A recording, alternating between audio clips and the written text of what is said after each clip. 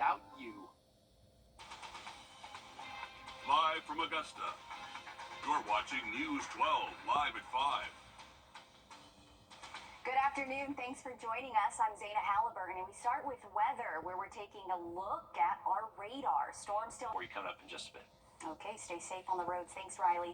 A new Salvation Army Center is coming to Columbia County. It'll be in Martinez. It's not open just yet, but our Kennedy Payne got a preview inside and has more on how this new center is set to benefit everyone. This is the Salvation Army's first family store location in Columbia County, but they have already received a flood of donations, many of them being today. The Salvation Army takes in donations and resells them at a lower price for those who may not have access to them. The proceeds made from the store also go back to the Center of Hope, which is Augusta's largest shelter. These proceeds directly help combat homelessness in the Augusta area. Yanalise Vialta, the marketing and public relations manager for Salvation Army, discussed the importance of this location. We're really excited to be able to not only serve the low-income families that live around this area, but also for the people who have items to donate to come and have an ideal location for them to just, drive 5 minutes down the road and they're able to donate to the Salvation Army. The store is open Monday through Saturday from 9 a.m. to 6 p.m. In Columbia County, Kennedy Payne on your side. Thanks for that, Kennedy. A man has been accused of kidnapping and criminal sexual conduct in Aiken. 25-year-old Marlon Ashley was arrested after Aiken County public safety officers responded to a call about a juvenile being a victim of sexual assault at a Washington Circle home. Officers responded to the call back in May. Ashley was arrested yesterday and faces a kidnapping charge. Statesboro police have made an arrest in connection to a 2-year-old that died in an Augusta hospital. 4 years after it happened, Dorothy Johnson has been arrested. Detectives continue to investigate the death while medical examiners work to determine the child's cause of death, leading a grand jury to indict Johnson, who police say is the mother of the child, on a murder charge. A 46-year-old is dead after a head-on crash on Charleston Highway in Windsor. The South Carolina Highway Patrol says that happened just before 2 o'clock in the afternoon yesterday. The Aiken County Coroner's Office says 46-year-old Brian Corley from Williston died in that crash. A second driver was injured, and they were taken to a hospital for their injuries. Testimony in the murder trial involving a Doraville, Georgia police officer continued following yesterday's opening statements. Miles Bryant faces murder and attempted rape charges related to the kidnapping and killing of 16-year-old Susana Morales. Prosecutors say they had to identify the 16-year-old using dental records once she was found 7 months after her disappearance. Morales' mother and family took the stand yesterday after the prosecution and defense laid out their opening arguments.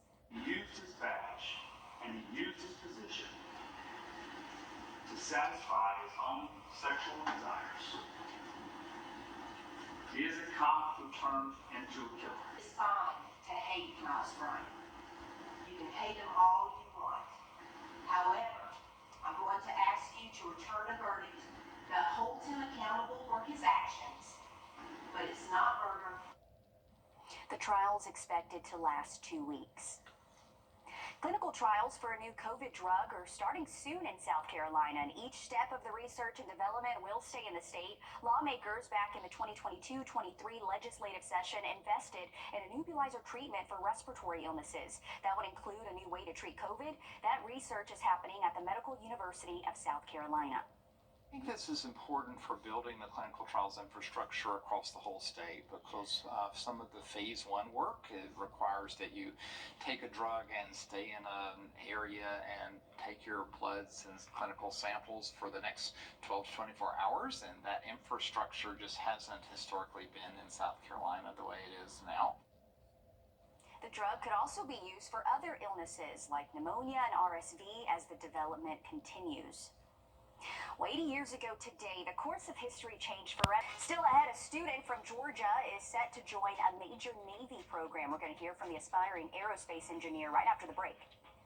And we are keeping an eye on thunderstorms again this afternoon, but we have high hopes we can get the game in at SRP Park tonight. Have a look at that forecast next.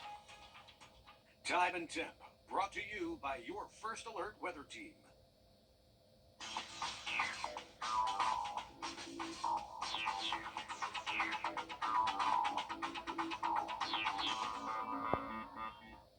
Hey, folks, our storm's going to be back into the forecast, so take advantage of the dry weather while does last. Definitely this weekend. Thanks, Riley. A student from Georgia is a part of a small group of students selected to a nationwide Navy STEM program. Joshua Skinner speaks with her on what the program means and what has her excited. It's a place full of Cobb County products. We're at the Aviation History and Technology Center over in Marietta near Dobbins Air Force Base. North Cobb High rising senior Alexis Holmes is a Cobb County product as well. And she'd like to fly these gals for the Navy, the C-130 Hercules. Look at this. That's pretty cool. Ghost Rider. There's just one problem. How much flight experience do you have right now? None. But that will soon change. Holmes is one of just 26 students selected to take part in a nationwide naval STEM program designed to get students their private pilot cert and push them toward a career in aviation. Honestly, right now I'm a little nervous. It's just something that I've been really thinking about. As a Navy veteran myself, I felt that going through some authentic Navy phrases might help prepare her for what's ahead. I feel the need for speed. What about the second line? Talk to me, Goose. Please. But the aspiring aerospace engineer is already well ahead of where I was at her age. My favorite subject in school is probably gonna be, I'd give it physics, actually. Full disclosure, I failed physics in college. We're human. It happens.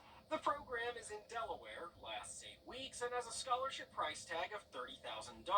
We go on Sunday, actually. This Sunday. Sunday, June 9th. So, whether inside the plane, Why are you so passionate about this? Because I've seen how it helps so many of my friends and my family. or outside as an inspiration to other young women, You're not the only person here, and there's always going to be people to help you. her future is already off the ground. That's amazing, and you can just hear the passion in her voice, setting the stage for other young women, right? Still ahead, updates are coming in about Atlanta's water issues, the latest on the water quality and what the mayor had to say in just a bit. First Alert Radar, powered by Jim Hudson Automotive Group. With Burke. FEMA is sending experts to assess Atlanta's water infrastructure as the boil water advisory is over. Mayor Dickens said he plans to form the Blue Ribbon Panel to put in the changes FEMA and the Army Corps of Engineers will suggest. He also plans to ask the federal government for money, saying that replacing the pipes, with some being more than 100 years old, will cost more than taxpayers can cover on their own. I will be asking the feds for more money, lots more money. I want us to be the example of solving it, all of it, and that's going to be a number that's in the billions. It's not going to be a small number. The mayor also said he supports a plan to spend about $5 million to reimburse businesses for their losses during the water outages. Another issue that could have made the water crisis worse is that an Atlanta City Council member says that Atlanta does not have enough water workers. Doug Reardon has more on how the council member and colleges hope to bring more workers to the city. The shortage of specialized watershed workers, the people who could have quickly fixed or even prevented this week's devastating water issues in Atlanta, is real. We had a job fair last year for Watershed. 500 people have showed up. Only 39 were eligible for positions. Councilmember Antonio Lewis says try as they might, Atlanta just cannot get water workers that it needs. Talent shortages are real across the water and waste. So at Atlanta Technical College, they're making those workers. Dr. Lewis Burke helped create a program, a partnership really, that will train existing Atlanta watershed employees to prevent large issues like we've seen over the last few days. What kinds of technologies and skills are necessary with that? How to troubleshoot water and wastewater issues. Again, all things that are applicable to functioning with new and old technologies. With a mix of classroom and hands-on training, 8 current city watershed employees will spend the next 2 months learning new skills that should bring peace of mind to Atlanta residents. The water and wastewater training that we provide is certainly a wake-up call to invest in people. Knowledge and skills is as important as infrastructure and technology. And as we spend more time outside with the warmer weather happening, you may notice that there are a ton of different gnats spending time with you as well. From fungus gnats to eye gnats, they may be in your home because your potted plants are overwatered, feeding the fungus. That also attracts fruit flies and others. Now eye gnats are coming out as well. We're just at the edge of the gnat line that runs from around Columbus through Macon and almost up into us. They thrive in South Georgia, and particular because of the moist, sandy soil, and unfortunately, there's not much we can do about them. And that is a great habitat for the larval stage of gnats. They're tiny little worms. They live in the soil, and they feed on decaying plant material, decaying crops. One thing the gnats cannot survive is drought. If the soil dries out, the larvae die, and there are no more gnats. And we know they are so annoying. Dr. Hinkle went on to say that the only issue with the soil drying out would be the impact on agriculture in Georgia. She also says there's no guaranteed way to keep gnats away, and they are useful for crops as fertilizer. A warm, furry return happened in Cobb County. A longer look at the kitten rescue down a 30-foot well. That's next. Man, scary story right there. Well, it is Thursday, so we are back with our latest Plunkett Heating and Air Sunshade giveaway. Congratulations to Antoinette Brown from Louisville, Georgia. To get your own sunshade, all you have to do is go to wrdw.com, click on contests, and enter your email right there. I'm going to look at radar and the forecast just after the break. Here's to the hero. Provides mobility solutions to veterans and first responders injured in the line of duty. Join the mission and visit wheelchairsforwarriors.org.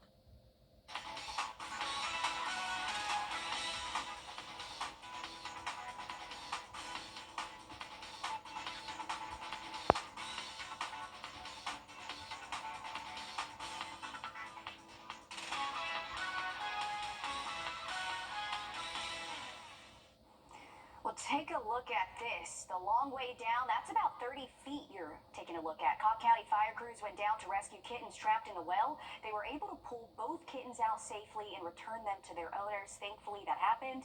And we're happy that someone even probably heard those kittens, Riley. Oh, man, that's always so scary. But 30 feet, that's a first down. That's a long way for a little cat to fall. But I guess the bucket crawled in there, got up. I'm assuming maybe there was some food. Oh, Okay, yeah, you think so? you got to entice them a little You have bit. to entice them. I think it would be hard to try to scoot them in. But hey, we don't know. Maybe they were so scared they saw that and said, "Thank you, freedom." Absolutely, and luckily that did have a good ending to that story there, and hopefully that cat's doing all right. Here's a live look. First Alert Radar, powered by Jim Hudson Automotive Group.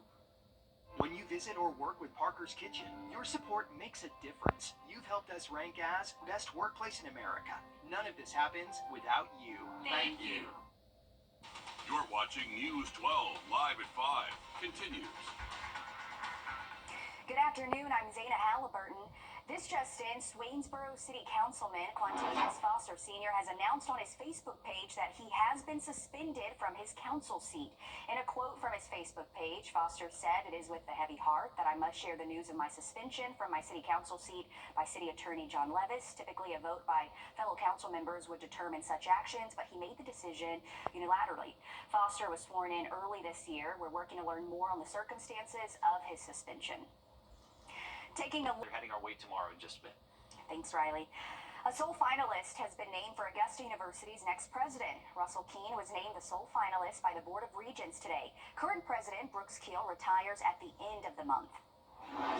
Our Hallie Turner is live at Augusta University. And Hallie, you spoke with one of the members of the Board of Regents who made the decision today. What did he say? Yeah, Zana, I spoke to Regent Jim Hull, who's chairman of the Presidential Search Committee, today to see if it's fair to say if Keene will be the next president of AU. He tells me since he's been on the Board of Regents, there's never been a sole finalist candidate that wasn't selected. This is big for AU, but Hull says decisions to get to this point haven't been easy.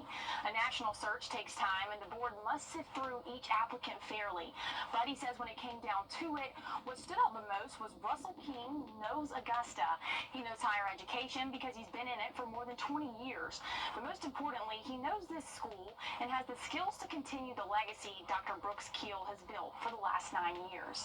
Really makes the selection of Dr. Keene even more important that he was compared and interviewed with other people of national reputation, which really goes to the prestigious nature of the presidency of Augusta University and the prestige of the Medical College of Georgia.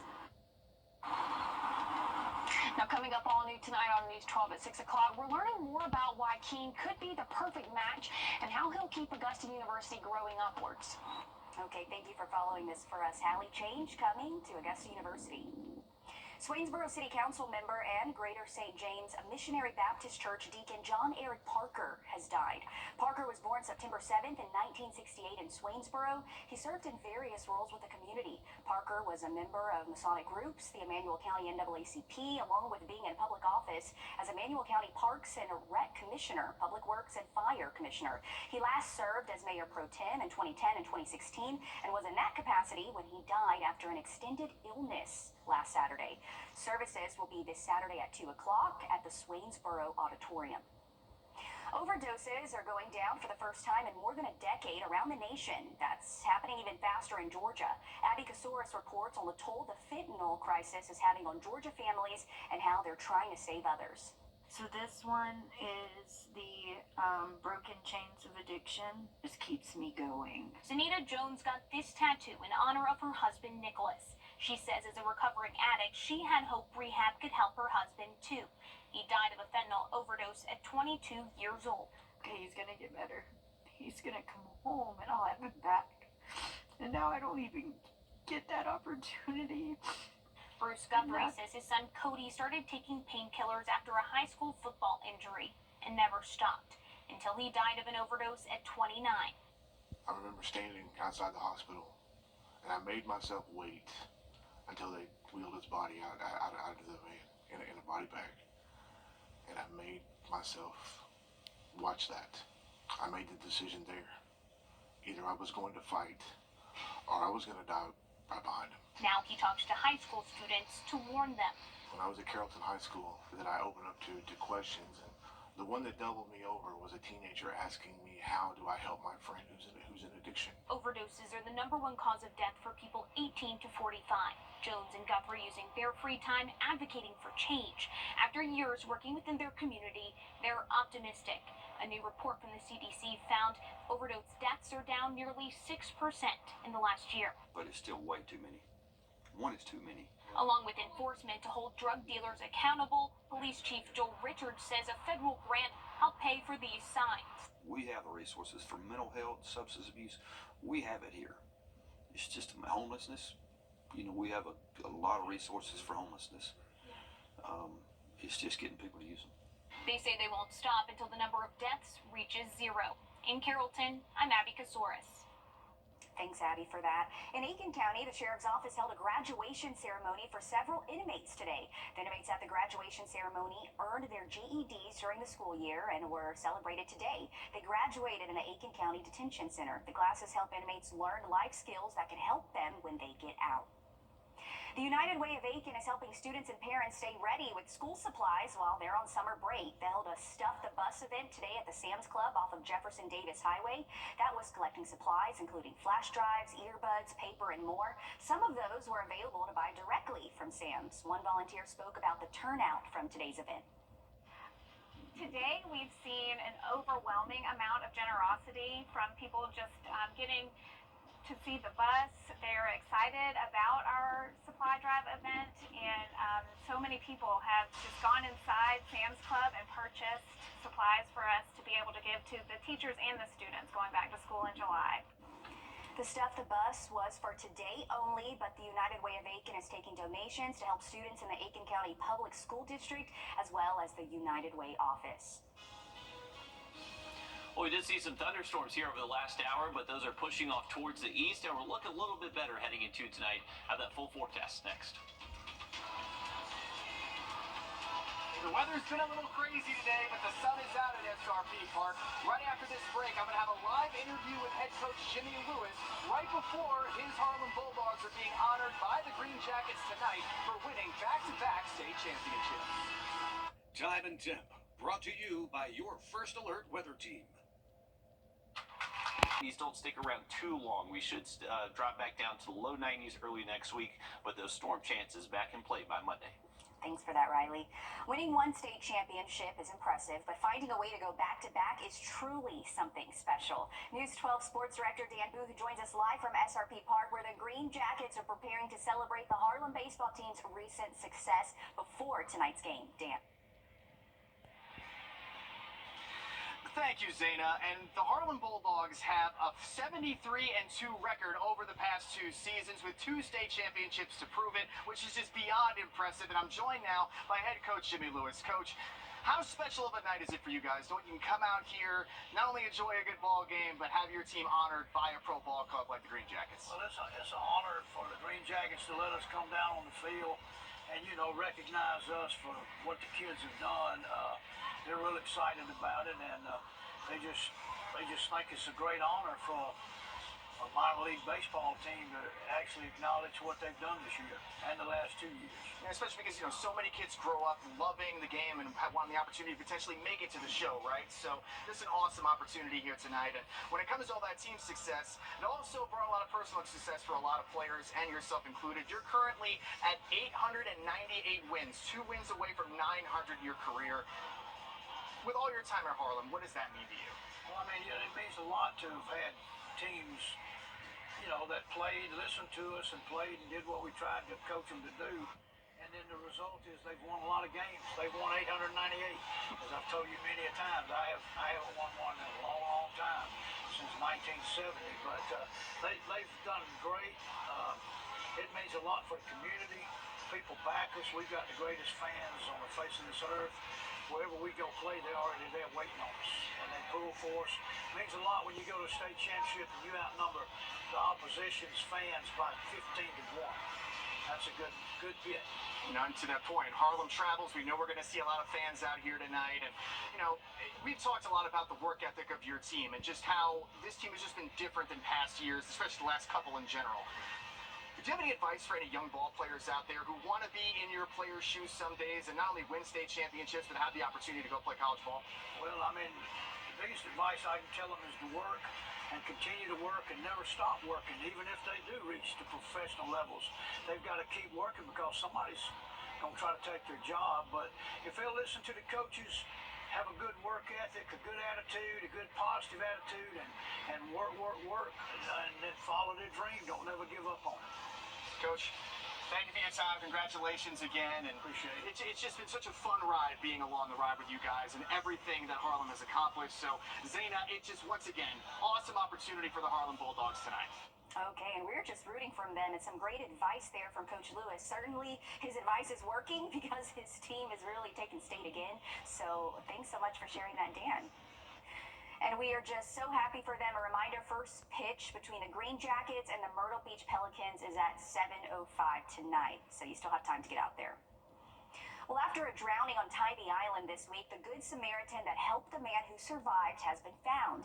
Jasmine Butler spoke to officials at the beach who assisted with the call. The city of Tybee says 3 people Friday were out on the sandbar. Very dangerous area of our beach. When Tybee Island police officers arrived for a distress call, they found the ocean rescue team pulling 2 men and a woman from the water. One of the men told officers that he and his girlfriend were walking along the sandbar when they were overpowered by a current, and that's when one of their survivors says the Good Samaritan stepped in, telling him to, quote, turn over and float. Shortly afterward, they were rescued, brought to shore, and the Good Samaritan walked away without anyone knowing who he was. Although Tybee leaders say they have since figured out the man's identity, they aren't making it public right now. But they have been identified, and it was a heroic act to go out there and try and help with the situation that was happening. Heroic, yet dangerous, and life-threatening. It is not recommended to go out there. Actually, we have city ordinance that says you cannot swim, wade, or walk out to the sandbar. Scary situation, but talk about right place, right time. Thankful for that person being able to help out. How much are you spending on streaming services every month? Too much, right? Some of those streaming services you should be getting for free. I'm Jamie Tucker, coming up with some cost savings you're probably missing. First Alert Radar, powered by Jim Hudson Automotive Group. People don't really realize how much of it. Always free. Another day and another streaming video service announces it's raising prices again. This time it's HBO Max, now known simply as Max. If you subscribe to multiple streaming services, you may be paying too much. Our consumer technology reporter Jamie Tucker says you're probably missing some freebies. What the Tech, sponsored by Augusta Preparatory Day School. I can almost guarantee you're paying for something you should not be paying for. More and more wireless companies and others are offering free subscriptions that you may not be taking advantage of. And if you take advantage of just one, it could save you over $100 a year. Your wireless carrier is the first place to check, as they all include at least one free streaming service as part of their plans. If you have AT&T, for example, you may get Max for free, a savings of $10 a month. Cricket offers it free as part of its unlimited plan. But trying to find out which plans offer Max at AT&T is difficult. AT&T dropped the perk for new customers a while back, and I couldn't figure out if the offer is still active or not for existing customers. T-Mobile offers the best perks, free Hulu, Netflix, and Apple TV Plus, provided you have Magenta status plans. Again, those perks depend on which phone plan you have, could cost extra or require adding another phone line. Now, plan with T-Mobile's Metro includes a free subscription to Amazon Prime. That's a savings of $140 a year. Verizon has perks for customers that includes deals on Apple One, which is Apple Music, Apple TV Plus, and Apple Arcade, Netflix and Max, Disney, and Hulu. Now, those aren't free and included in the plans, but by bundling them into a plan, you can save around $10 a month if you're already subscribing to the streaming service. And you're going to need to ask someone about them, because they may not volunteer the information if you don't. That's What the Tech. I'm Jamie Tucker. Well, the perks may not be good enough to save money by switching cell phone providers, but it's worth a check to see if you're missing a promotion with the provider you already have. Why not? Riley? Hey, take advantage of the perks while you can get them, for sure. We did see that rain earlier, but how about this sunshine at our Thurman Dam Camp? Have a look at the forecast again just after the break. Live Friday, 8/7 Central on CBS and streaming on Paramount Plus. Well, take a look at this. There was a temporary new green jacket at SRP Park this morning. North Augusta Public Safety posted about this alligator that was removed from the park on their Facebook. They say the gator was safely relocated to a pond at Brick Pond Park. So, yeah, I'm glad they noticed that. I think, Riley, this gator was just trying to get in on all of the celebrations taking place right now. I know, and SRP Park's a great place to be over the next couple of nights, and he was wanting to get that good ticket for sure. But luckily, it wasn't a massive gator that they had to get out. But it is a wildlife sanctuary there around SRP Park. This is a look from our tower cam looking towards the osprey nest that is in one of the stadium lights. He was perched up, having a good time, and now there we go. He's getting a little bit more active again. So we've always seen one. There is two. We've seen two at once before, but we're hoping to see some little osprey, little eaglet chicks here coming up. But here's a look at our radar network. The rain that pushed through earlier that's now getting out of our eastern counties over on the South Carolina side. Maybe a quick little sprinkle here on the north side of town, but for the most part, we should be done with a lot of the rain for the rest of tonight here around town. The stronger thunderstorm we're looking at is currently in the southern CS right over Swainsboro, but all this just gradually pushing off towards the east, so heading into, I would say, 8, 9 p.m., looking dry across the area. And nice weather shows up Friday, sticking around through the weekend. More storms will be possible, though, heading into next week. Okay, thanks, Riley. Thank you all for joining us. I'm back with Richard Rogers at 6. See you then.